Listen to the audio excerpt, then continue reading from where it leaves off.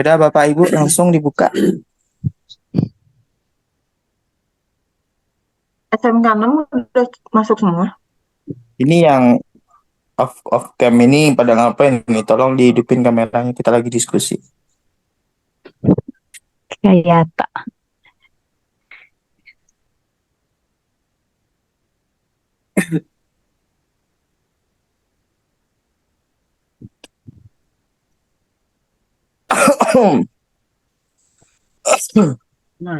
Bismillahirrahmanirrahim.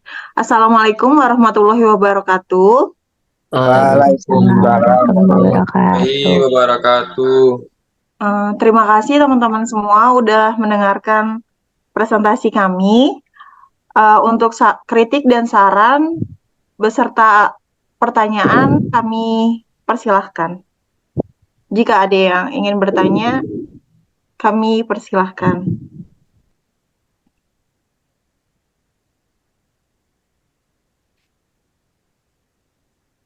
Ada yang bertanya dari kelompok lain tentang fleksibilitas kurikulum? Baik, izin bertanya, Ibu Hernila. Iya, silahkan. Sebelumnya izinkan saya memperkenalkan diri. Nama saya Stera Martiani, saya dari kelompok 5. Izin bertanya, berdasarkan materi yang telah disampaikan, pemateri menjelaskan bahwa salah satu strategi yang dapat digunakan untuk menyesuaikan kurikulum dengan karakteristik peserta didik adalah melalui penerapan pembelajaran berdiferensiasi. Nah, kami minta tolong untuk memberikan contoh konkret tentang bagaimana pembelajaran berdiferensiasi ini dapat dioperasikan dalam konteks pendidikan kejuruan, yaitu SMK. Baik, untuk pertanyaan tersebut nanti akan dijawab oleh Bapak Ade. Untuk waktu dan tempatnya, Bapak Ade dipersilahkan. Baik, terima kasih Ibu Nila. Baik, bismillahirrahmanirrahim. Assalamualaikum warahmatullahi wabarakatuh. Waalaikumsalam warahmatullahi wabarakatuh. Baik, terkait dengan pertanyaan dari Ibu Stera terkait dengan bagaimana contoh konkret dari penerapan pembelajaran diferensial di SMK, bisa kita misalkan contohnya adalah pembelajaran inti dari pembelajaran diferensial kan adalah kita mengikut sertakan semua peserta didik tanpa membedakan satu sama lain.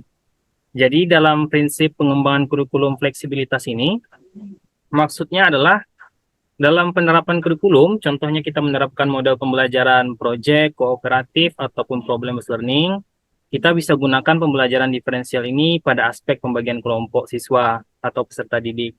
Sehingga pembagian peserta didik ini yang jadi kunci dalam pembelajaran diferensial. Bagaimana caranya? Kita buat kelompok tadi menjadi bagaimana? Homogen Menjadi atau homogen. Homogen. Kenapa harus homogen? Pertanyaannya, kenapa harus homogen? Karena menyesuaikan dengan masing-masing karakteristik dari peserta didik. Contoh, ini peserta didiknya gaya belajarnya adalah visual, gitu, dominan visual. Kemudian ada yang dominannya lebih kepada membaca dan menulis.